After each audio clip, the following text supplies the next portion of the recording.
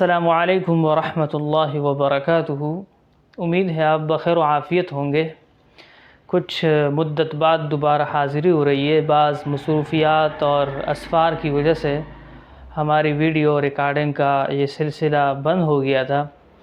اس کے بعد ایک بڑا سوال ہمارے سامنے یہ آ رہا تھا کہ کیا سلسلہ شروع کیا جائے۔ اس حوالے سے ہم نے کئی ساتھیوں سے بھی مشورے کیے، اپنے واٹس ایپ گروپ میں بھی ہم نے میسج بھیجا، تو اس میں مختلف قسم کے مشورے ہمارے سامنے آئے۔ بعض ساتھیوں نے یہ کہا کہ کوئی خاص کتاب شروع کریں، جیسے رجال حول الرسول ہے یا اس طرح اور کوئی عربی کتاب ہو اور اس کا ترجمہ کیا جائے، مشکل الفاظ کے معانی اور اچھے اچھے تعبیرات کا انتخاب کیا جائے۔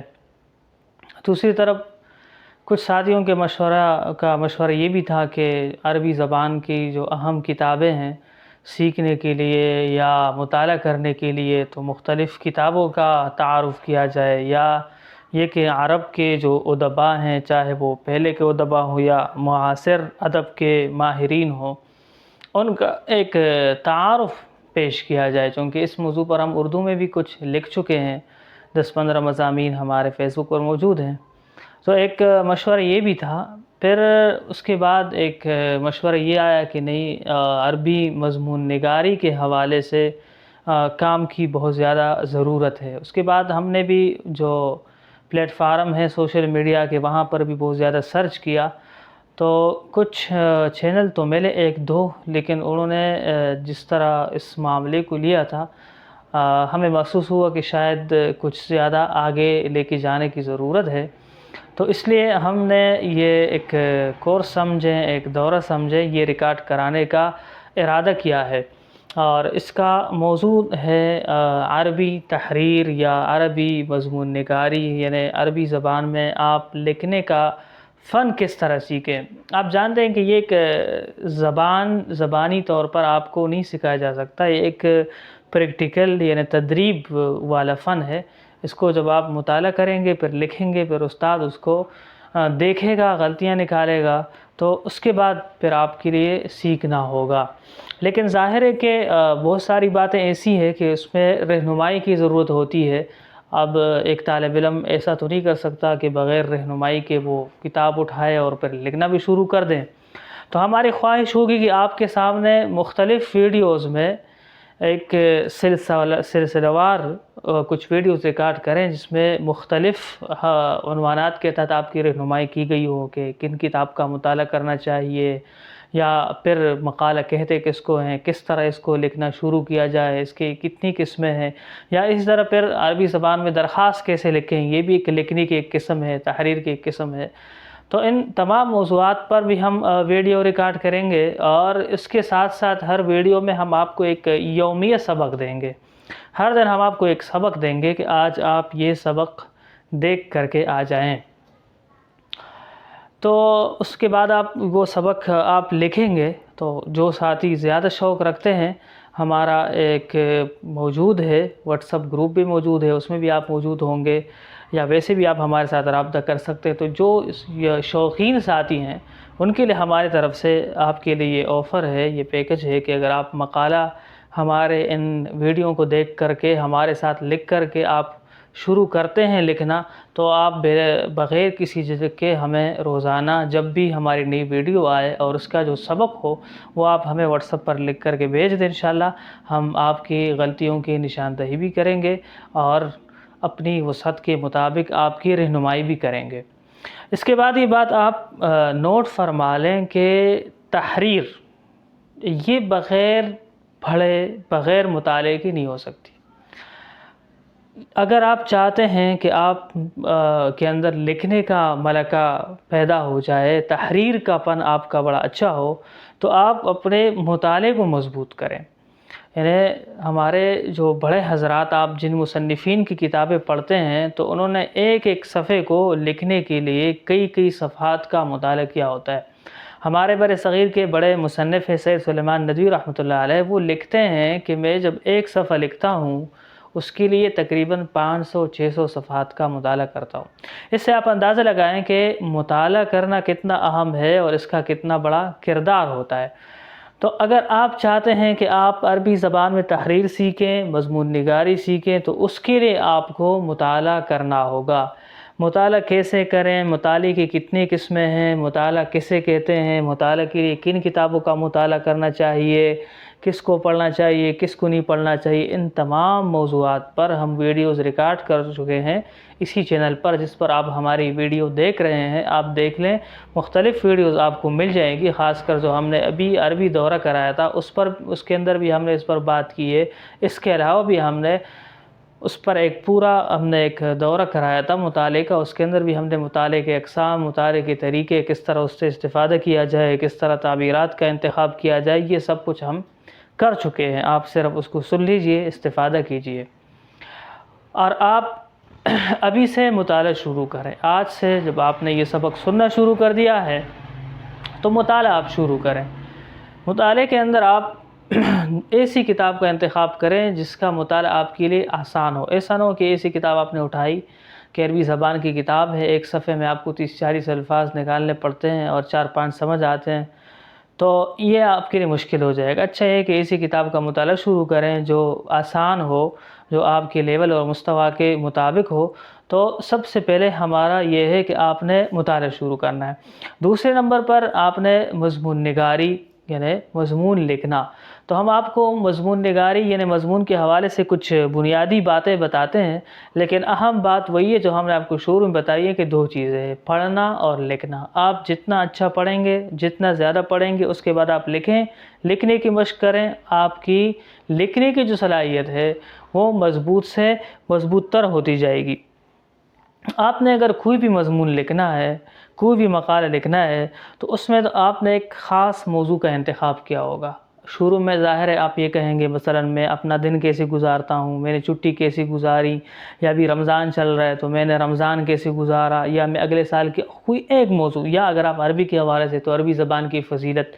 تو جو بھی آپ مضمون لکھ رہے ہیں اس میں آپ نے موضوع کا خیال رکھنا ہے کہ ایک موضوع کی بات ہوگی۔ آپ اسی موضوع کے بارے میں آپ کیا کریں گے، آپ اس موضوع کے بارے میں وضاحت کریں گے۔ پہلے تو اس موضوع کا ایک تعارف بھی آپ لکھ سکتے ہیں، یا یہ بھی لکھ سکتے ہیں کہ اس موضوع پر مجھے کیوں لکھنا پڑا۔ پھر اس کے بعد یہ ہے کہ اس موضوع کی وضاحت، جس موضوع پر آپ لکھ رہے ہیں، جس میں آپ کوئی دعویٰ کر رہے ہیں، کوئی خبر دے رہے ہیں، اس کی وضاحت ہو جائے۔ پھر اس پر کچھ دلیلیں آپ دے دیں، کچھ مثالوں سے آپ سمجھا دیں، اور پھر آخر میں اپنے پوری مضمون کا ایک نتیجہ آپ سامنے رکھیں۔ تو ایک تو آپ نے کرنا ہے کہ موضوع ایک ہونا چاہیے۔ دوسرے نمبر پر ترتیب و تنظیم، یعنی ایک مقدمہ ہوگا، پھر اس کے بعد ایک مقالہ جو آپ لکھیں گے اصل موضوع، پھر اس کا ایک خاتمہ ہوگا۔ یہ ہم نے آپ کو آسان کر کے بتایا ہے۔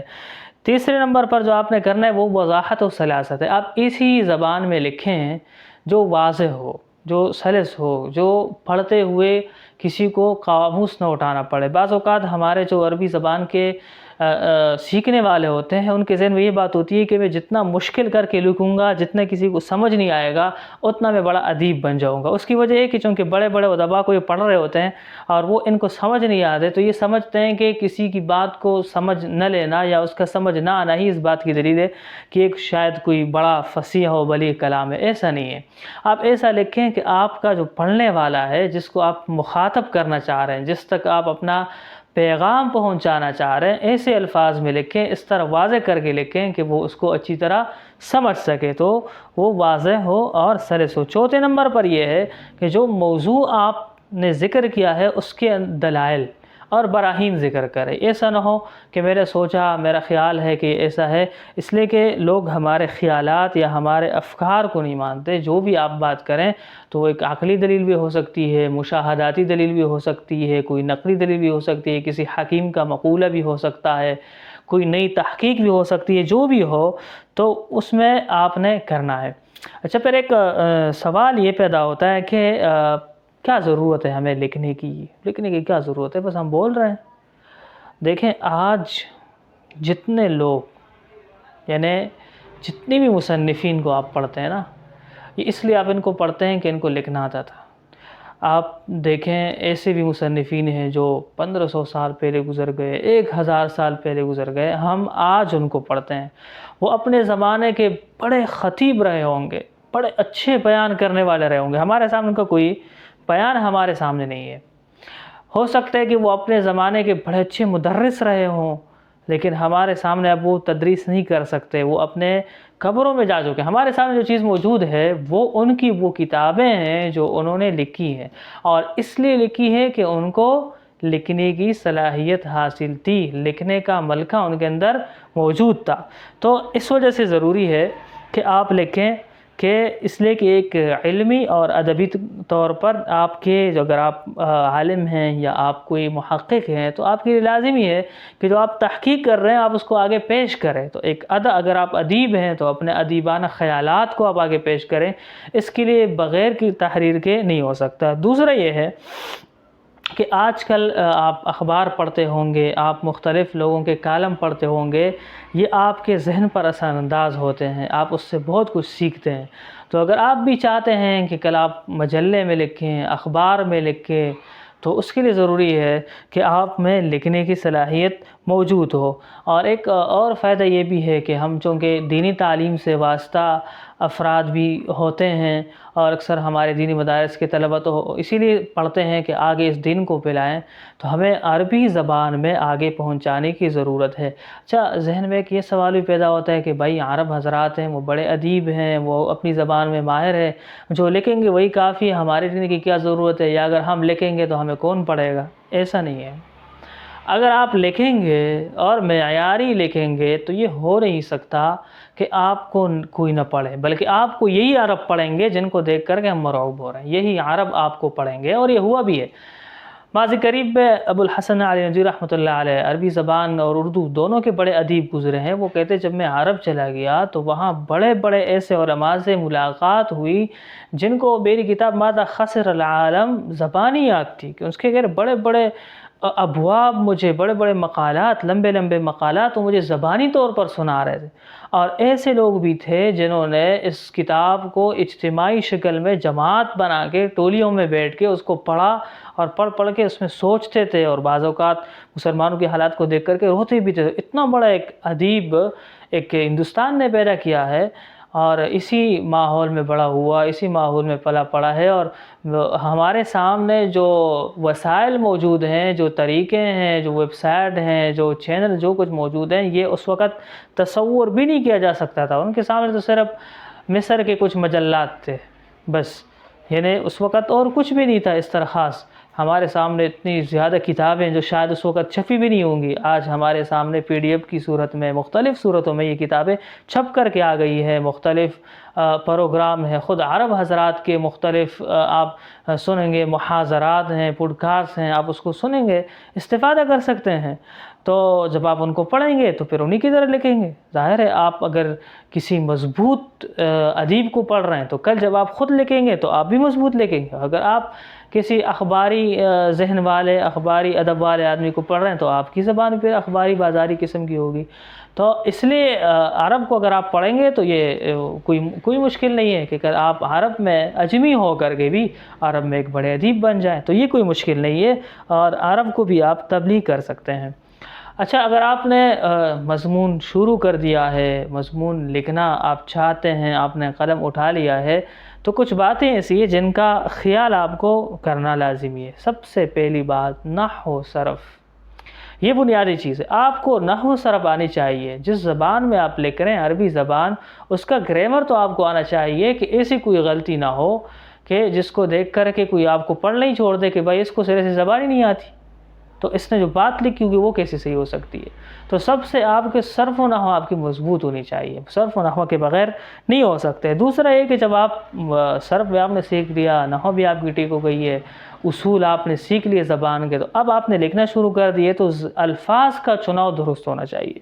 اچھے الفاظ استعمال کریں، ایسے الفاظ استعمال کریں جن کا مخاطب پر، سننے والے پر اثر ہو، جن کو وہ اس سے بڑا متاثر ہو جائے، اس کے دل میں وہ بات اتر جائے، جو وہ پیغام اتر جائے جو آپ اس تک پہنچانا چاہتے ہیں۔ تیسرے نمبر پر جملوں کی ساخت۔ بعض اوقات ہم لمبے لمبے جملے لکھتے ہیں، نہیں، ایسے جملے لکھیں کہ وہ بات پوری ترتیب کے ساتھ مخاطب کی ذہن نشین ہو جائے، اور زیادہ مثلا ثم لکھتے ہیں، یا اردو میں جب مضمون نیا نیا لکھنا شروع کرتے تو وہ تو اس طرح ہوا تو یہ ہوا ثم ایسا نہیں، بلکہ لحاظ رکھیں کہ جو عطف کے حروف ہیں ان کا الفاظ ہے ان کا اعتدال کے ساتھ استعمال ہو، اور جملے بھی ایسے ہوں کہ اتنے لمبے نہ ہو کہ مبتدا صفحے کے شروع میں آ جائے اور خبر صفحے کے آخر میں آ جائے، پتہ ہی نہیں چلے کہ کیا کہنا چاہتے ہیں۔